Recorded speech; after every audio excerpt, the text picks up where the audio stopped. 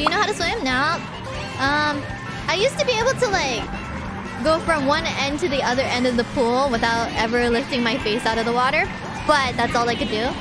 Just stretch my arms straight across from me and just paddle that water. That's all I could do. Until I started having dislocated arm problems or dislocated shoulder problems. Ever since then, I haven't really tried.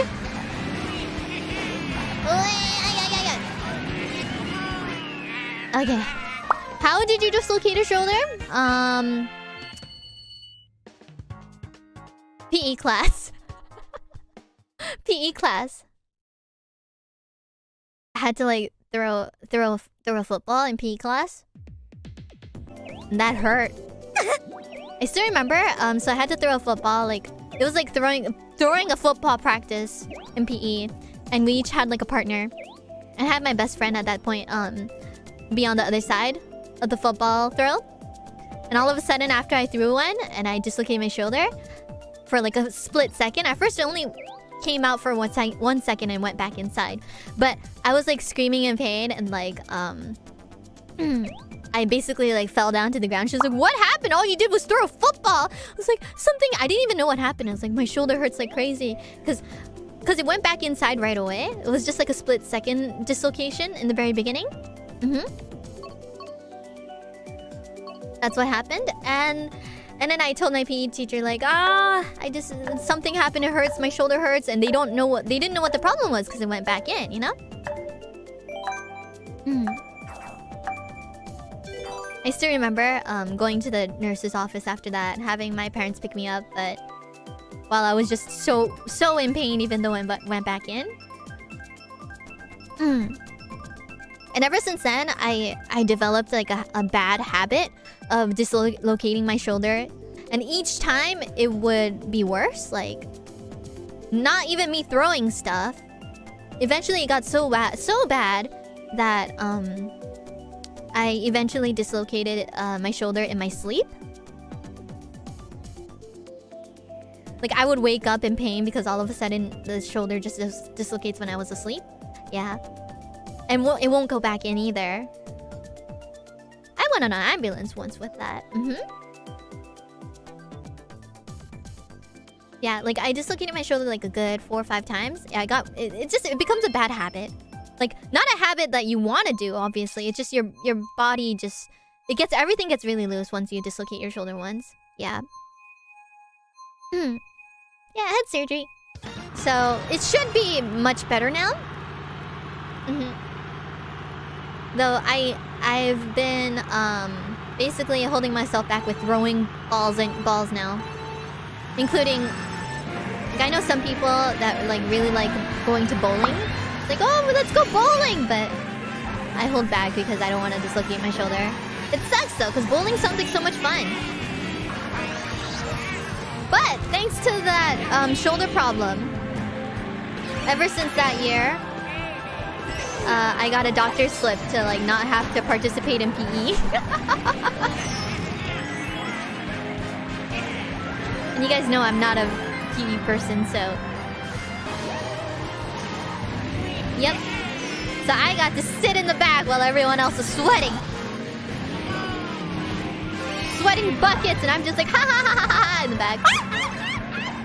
The perks of having a dislocated shoulder problem. Okay. Yes, I did have surgery on it.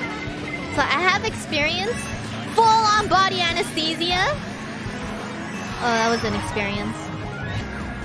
So I was freaking out. I was like freaking out the morning I had to get surgery. It was like a morning thing. Because that was like my first time, right? And like, obviously you'd freak out the first time you have to go through a full-on surgery.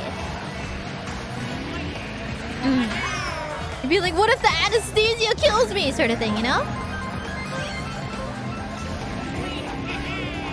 And I still remember, like, before you go to the surgery room, they take you to this other room, and I don't know what that was, like a waiting room or something. And like, apparently it was like a small room, so only one of your family members can go with you. And And I really wanted my mom to come along, but for some reason my mom was not there with me. For some reason it was not my mom with me. Instead it was like my dad. I mean, of course, you know, my dad is also, you know, I appreciate the company, but I really wanted a mom's warm hug before the surgery. For some reason, Daddy IRyS was with me instead. I'm just like, where's mommy?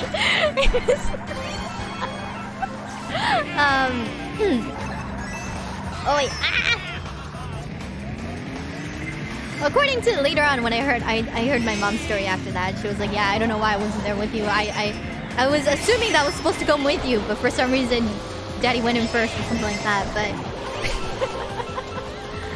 during that waiting room, I was like shivering, like literally, I was shaking from fear.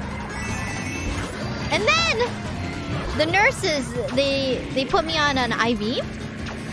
That was the first time I got an IV too. Like having a straw in my arm, yeah. They stabbed the IV in me. And 10 minutes later, for some reason, I don't know what they gave me, but I was like laughing my butt off and just, I didn't give a care in the world. Oh, I was 4th place? Really? I think it was laughing gas, maybe. Like, I was just so out of it. I was like, I'm gonna have surgery. Whoopee! That's how I was after the IV. And then they were like, okay, we're gonna get you on this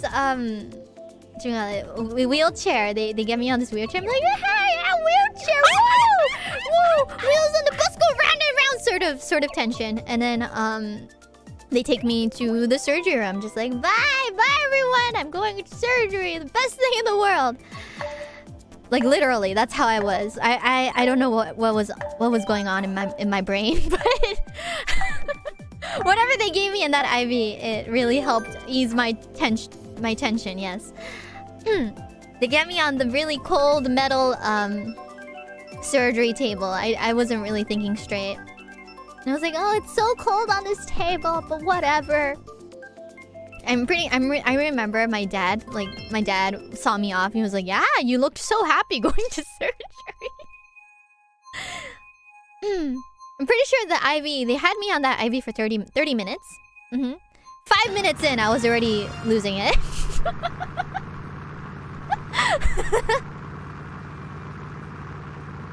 And then they're like, okay, so I vaguely remember the doctor saying like, oh, yeah, we're gonna give you the anesthesia. It's gonna hurt for a second, just a split second.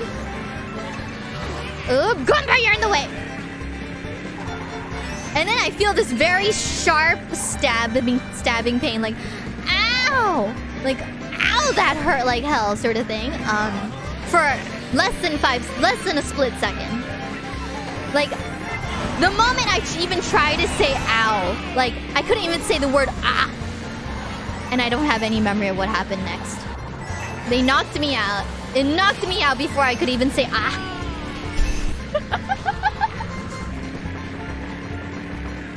The moment I even thought ouch, it's just I don't have any memory.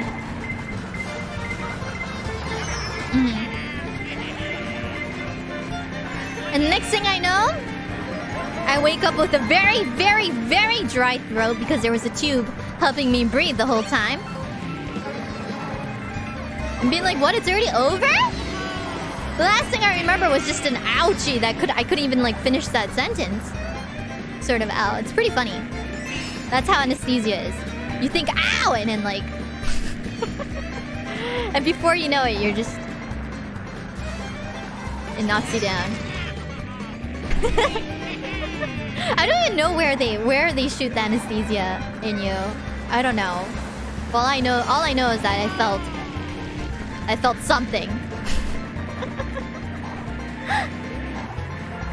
And I still remember, like, the most painful thing about that was probably the super dry throat after I wake up. Like, they asked me, oh, do you want juice? I'm like, yes! Give me something to drink. My throat is like the driest thing in the world right now. Like, I've never experienced such a dry, painful throat before. They're like, oh, do you want something to eat? And I was hungry, but no, my throat was too dry to swallow anything. I couldn't even talk. And they sent me home on that day, like, oh, she woke up, okay. We're gonna send you home in 30, you can rest in this room for 30 minutes and we're gonna send you home. So my parents had to carry, like, the anesthesia still had me, like, 80% knocked out.